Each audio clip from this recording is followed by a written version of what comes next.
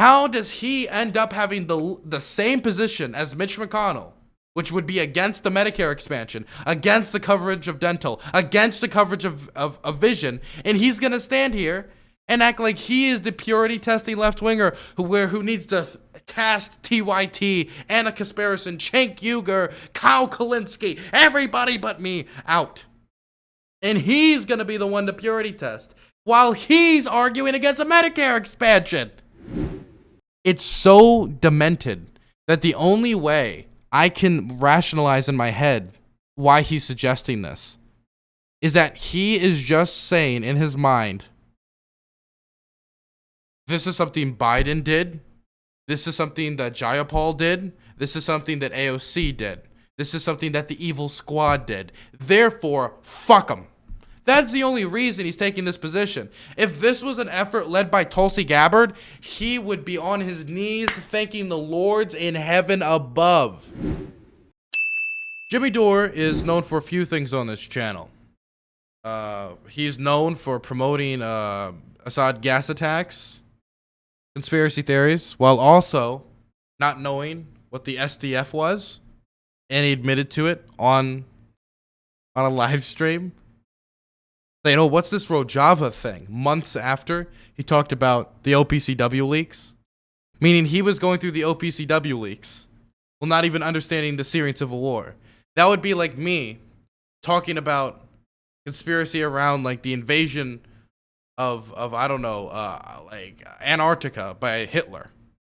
Right? Going dig deep is Hitler in the Arctic? And they'll be like, oh wait, Hitler invaded Poland. Completely ridiculous. Or we could talk about how he compared, before the 2016 election, Trump appointing 3 Supreme Court justices, which is what actually happened, to the moon falling into Lake Michigan, calling it impossible. Or he said a lot of things could happen if Hillary became president. Like she could nuke Syria, like that was ever actually a possibility. This is a guy who has been consistently wrong time and time and time again. He said that in 2016, if Trump won, that there'd be such a backlash that a progressive president like Elizabeth Warren would come up in 2020. He has consistently been wrong on every major issue in the Democratic Party and in our just general political system. But recently, something happened which I thought was completely unobjectionable from a left-wing position. I mean, it really is unobjectionable from a left-wing position. Let's say that you are somebody who just doesn't really care what the system is, but you want more people to be covered by healthcare. Well, this new announcement that the Democrats will be lowering the Medicare eligibility age to 60, which is going to add millions of more people to Medicare. It covers that. This new plan covers vision and dental, which has been a demand from Bernie Sanders and Medicare for all progressives for the longest period of time. If you look at the 2016 and 2020 elections, one thing that Bernie Sanders always talked about is how Medicare needs to cover vision and dental. And that his vision for Medicare coming into existence, Medicare for all, was to slowly lower the Medicare eligibility range, giving it time to adjust to 60, 55, 50, 45, until eventually you cover everybody. That is the most progressive policy option that's been suggested, really. And while this is not part of a grander scheme to enact Medicare for all, it is a step forward in getting more people health care, getting more people better vision coverage, getting more people better dental, and these are all demands from the progressive movement. There's really nothing objectionable from here. You could say, well, it should have been even lower, which I would agree with you on, but you can't really be against this happening.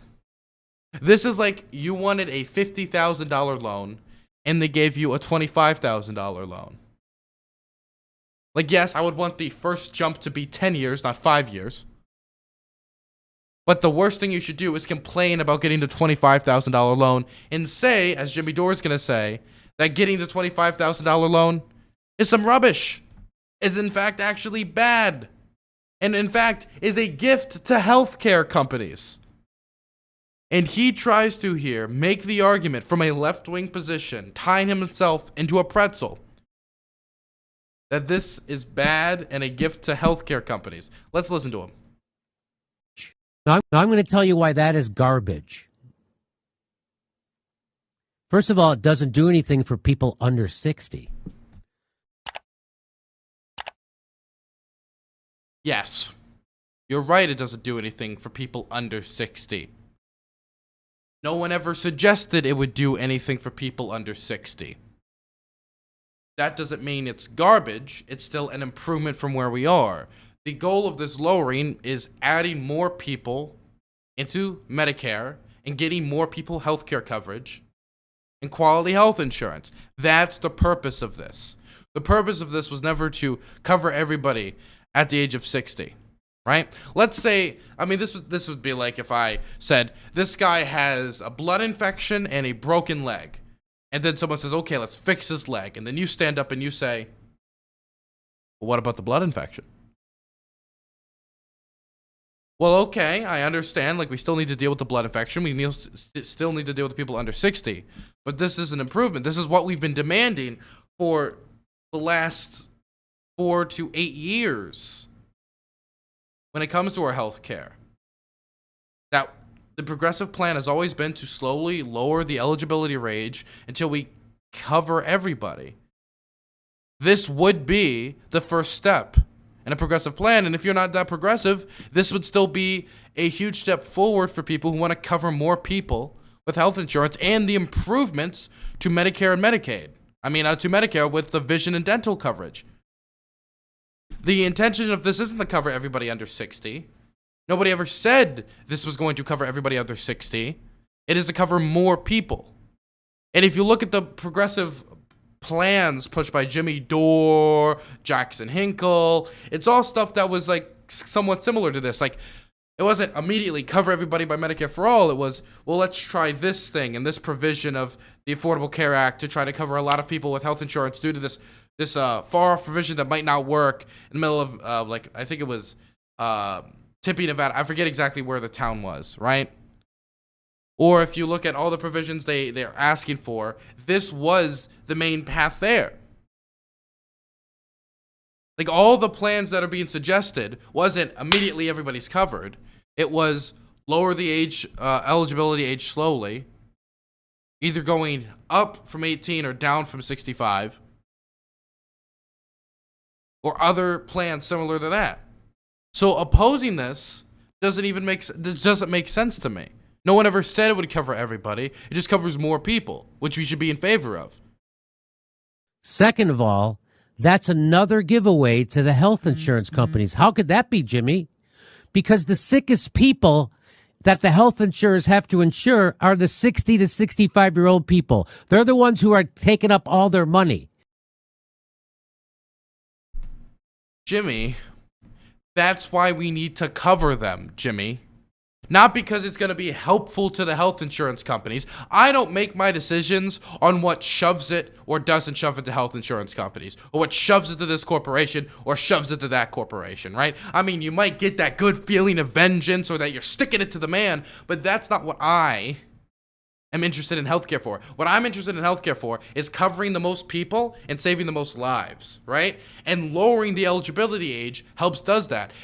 We all acknowledge that the extremely poor and the people with pre-existing conditions are the least profitable for health insurance companies, and so they're not going to want to cover them. So we should help cover those people until we get Medicare for all, or they're going to die without health insurance. What you're basically saying is that, oh, there's a homeless man on the street. We could, as the government, cover that man, but no, we won't. And the reason why is if that man was on a private health insurance company plan, he could cost them money. And by us covering that man, we're helping the private health insurance companies. So screw them. Not going to cover them.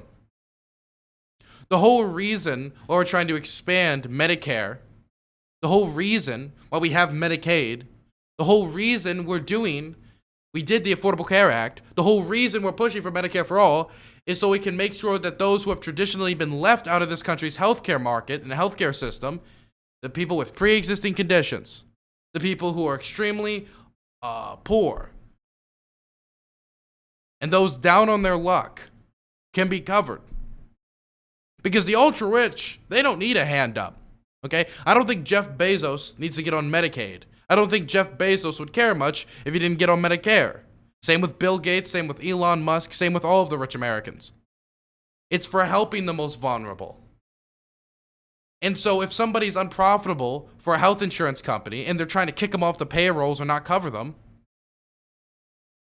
what should we do, Jimmy?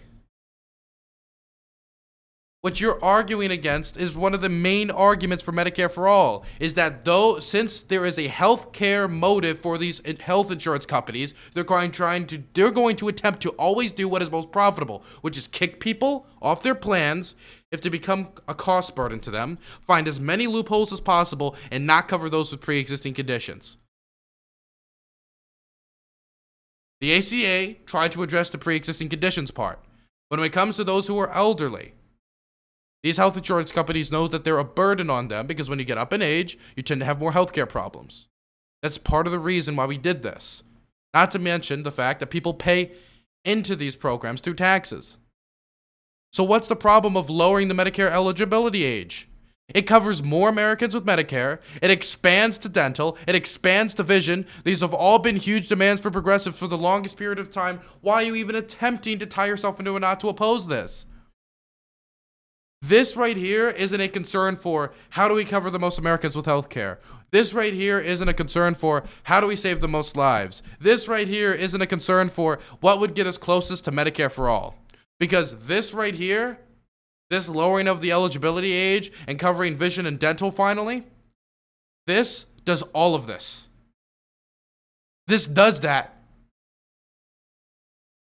It covers more people with Medicare. It covers vision. It covers dental.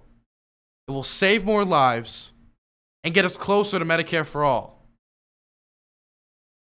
Yet he opposes it because he can maybe think of some way in his mind that maybe a healthcare insurance executive could find a way to smile at this plan. This feels like revenge-based politics. Spite-based politics. This is sad. So they want to push those sick people off on the government. And that's exactly what they did. So now their profits are going to go up because of this. The 60 to 65-year-old people suck their profits out. Now the government's going to pay it. Could you imagine that there is a situation where a bunch of landlords kick people out of their homes? Just kick them out, right? Because they're poor. Or there's some reason they kicked them out, they couldn't pay their dues. And so I step up, or somebody else steps up and says, we need to give these people homes as we fight to change these housing markets. We need to give these people places to live as we fight to make sure that landlord abuses don't happen. Then Jimmy Dore steps up and says, well, what you're saying is that we should house these people instead of the landlords. Even though it was the landlord's job to do it. So therefore, let's not house them.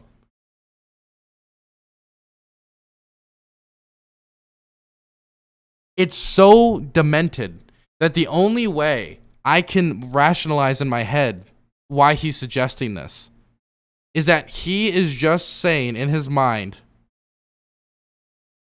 this is something Biden did. This is something that Jayapal did. This is something that AOC did. This is something that the evil squad did. Therefore, fuck them. That's the only reason he's taking this position. If this was an effort led by Tulsi Gabbard, he would be on his knees thanking the Lords in heaven above. If this was something suggested by Aaron Mate, if this was something that was suggested by his co-host, if this was something that was suggested by Susan Sarandon or anyone else, he would be clapping along. But the reason he hates this is because the Biden administration did it.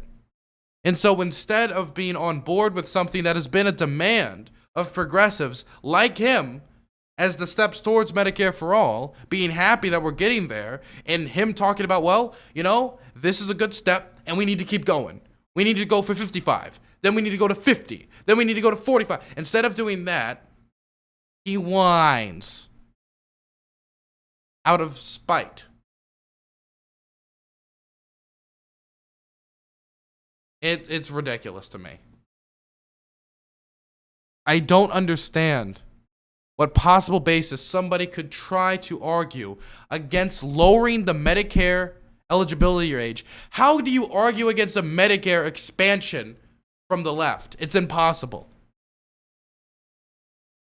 How does he end up having the same position as Mitch McConnell, which would be against the Medicare expansion, against the coverage of dental, against the coverage of vision, and he's going to stand here and act like he is the purity testing left-winger who needs to cast TYT, Anna Kasparison, Cenk Uygur, Kyle Kalinske, everybody but me out. And he's going to be the one to purity test while he's arguing against a Medicare expansion.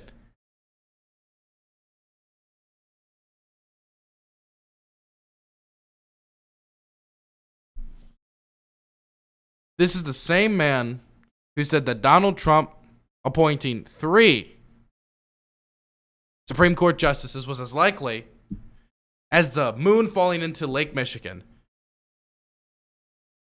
Donald Trump appointed those 3 Supreme Court judges. The lake has not fallen. The moon has not fallen into Lake Michigan. He complained about Hillary nuking Syria as something that is as likely as those Supreme Court nominees. Hillary would have never nuked Syria. That is a ridiculous assertion. He said that a Donald Trump presidency could help reinvigorate the left and bring about like a Elizabeth Warren presidency, a progressive presidency in 2020. Number one, he's not a huge fan of Elizabeth Warren anymore, is he? Even though she hasn't really changed at all, she's kept the same politics. If you covered her foreign policy over time, you would know that. And we got a Biden presidency, so it didn't really turn out the way he suggested it would when he was advocating for voting your values, aka not voting for Clinton in 2016 and voting third party for someone like Jill Stein. Jimmy Dore. Spite-based politics is his game. That's all it is.